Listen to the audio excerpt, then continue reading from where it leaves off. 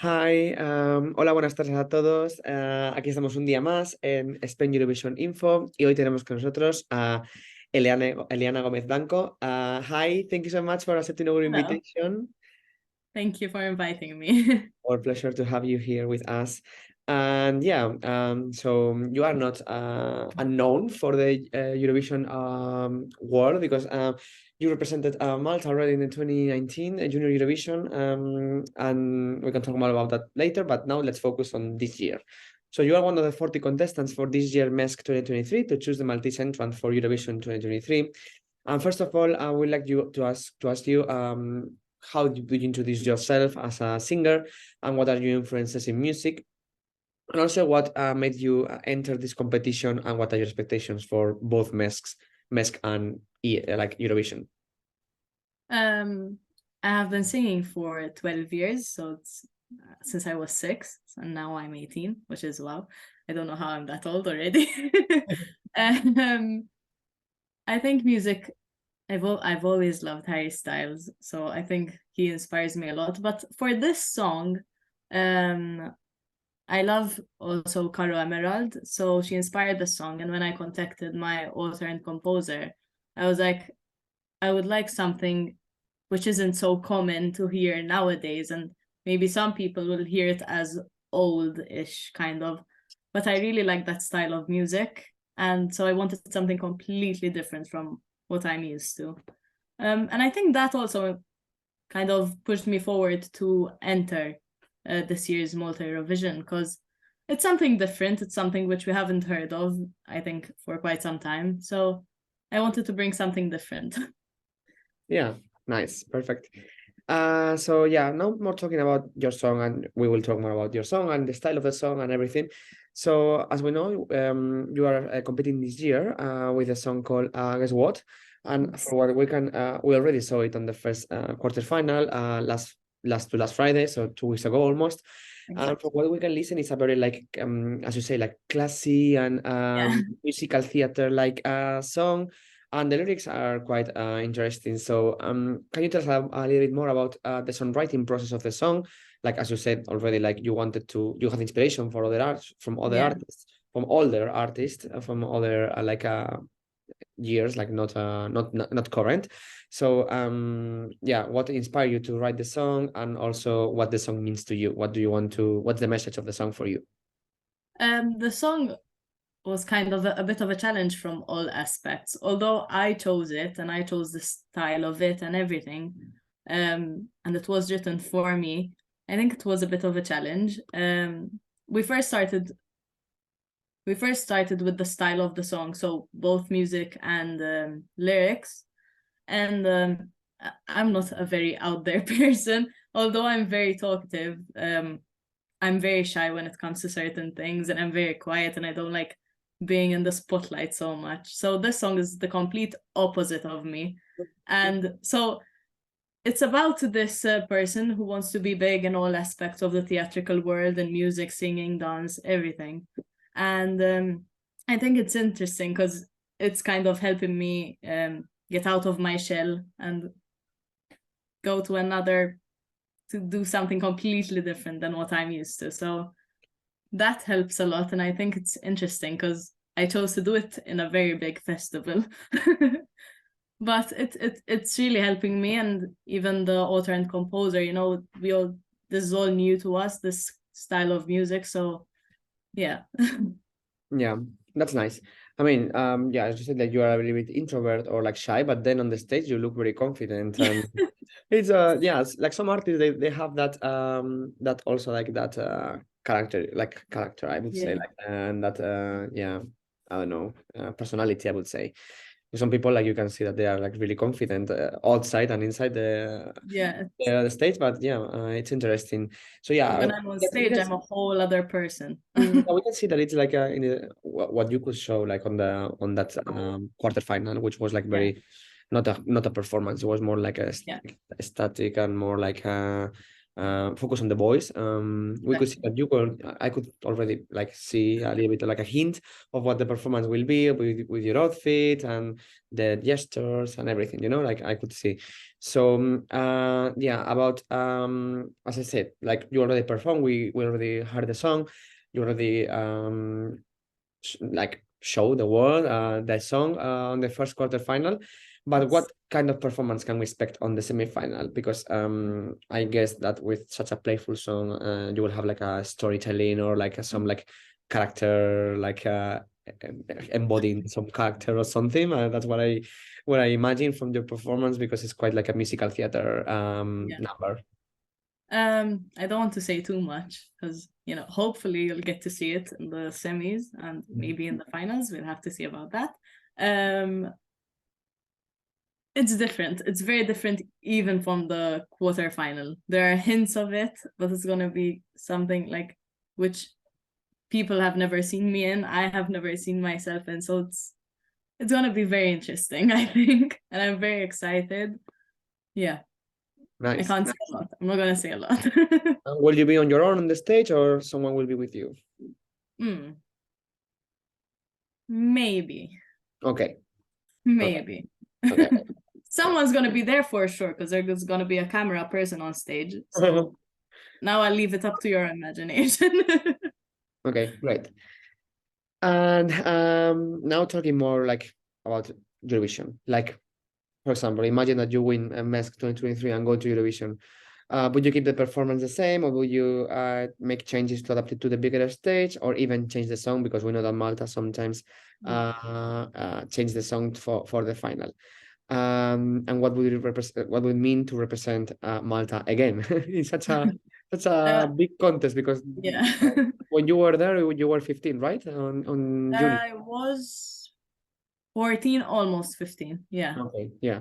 So back then it was like already like a big challenge for you to represent Malta in such a contest, but like Eurovision is even bigger. So what will it represent to you? First of all, I have no idea whoever wins, if it's gonna change, and you know, we don't know that. This is what we know till now, that we're competing with the songs we have. So I think then the person who wins will have to move on from there. I can't even think of winning because it's not because I don't believe in the song, because I really do and I'm really proud of it.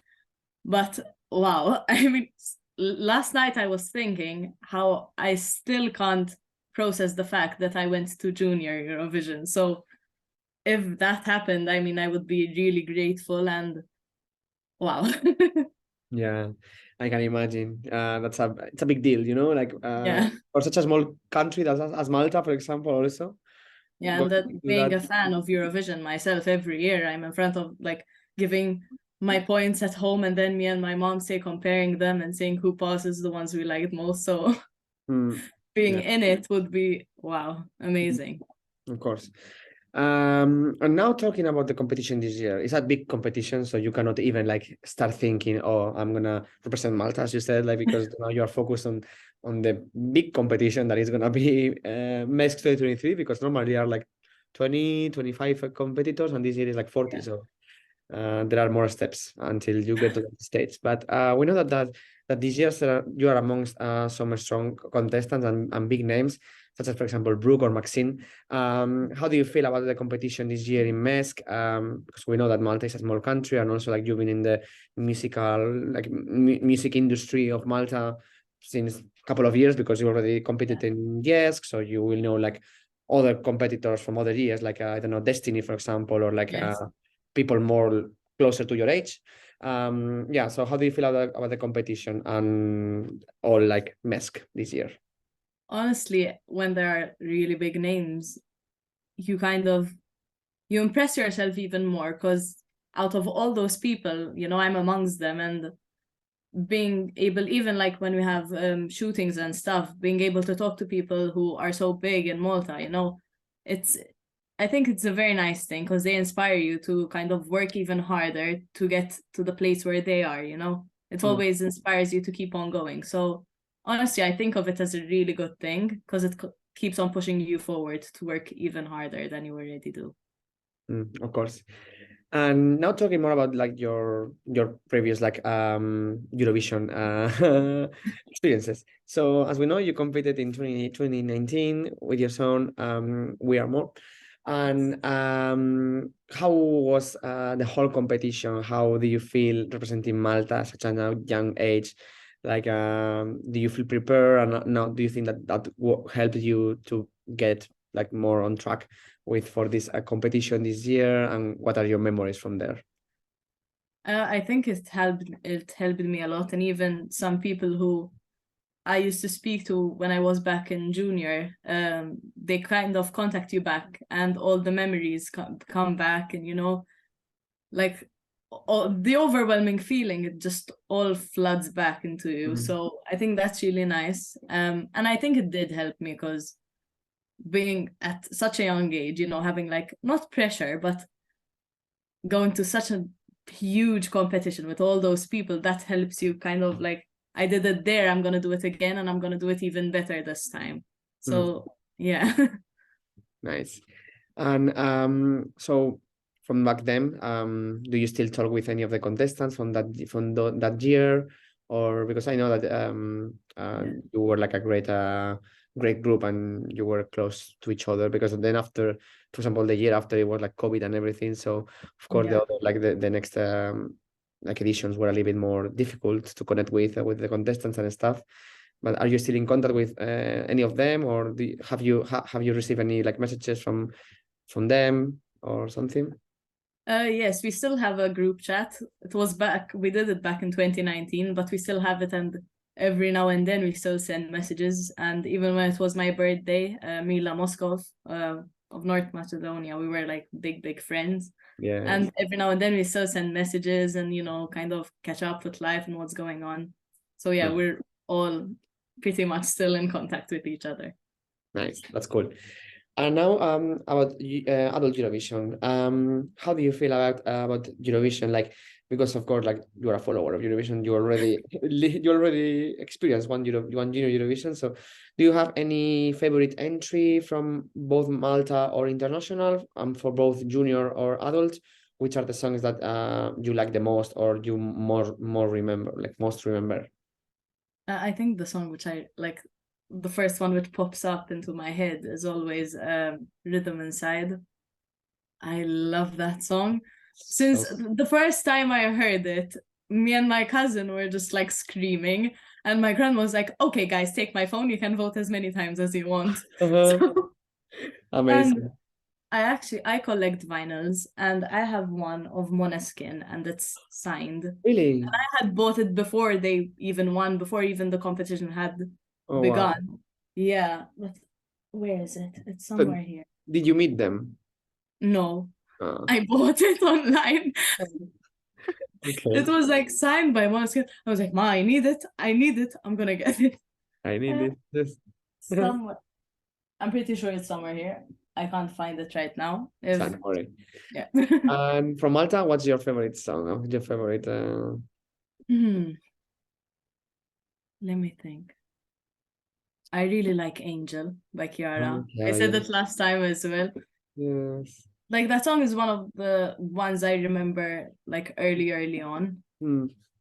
Yeah, when I think about Malta, it's also that. I think that's the first one which pops into mind. I really like it. I mean, she came second, so it was like really high. She's amazing. Like, every time she enters Eurovision, I like her more and more. So. Yeah, even me. Maltese legend. Yeah, great.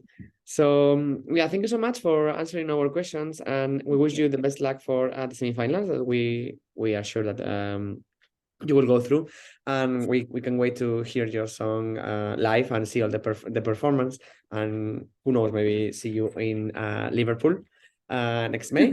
So thank you so much, grazie. And if you can send a message to our fans of Spain Eurovision Info, and also your followers, that I'm sure that you have a lot of followers after Junior Eurovision in the Eurovision world, that would be great. Thank you so much. Thank you. I would like to thank everyone who has been contacting me and supporting me throughout my journey up till now, and even back in junior. All the messages I receive, I read every single one of them. Sometimes I find it hard to reply to all the comments, but I see every single one of them, and they really help me, you know, kind of believe in myself even more. So I would like to thank everyone for that. And I hope you like my performance. Hopefully, you'll get to see it. We'll see from there. Yeah. Good luck. Thank you. Thank you. Grazie.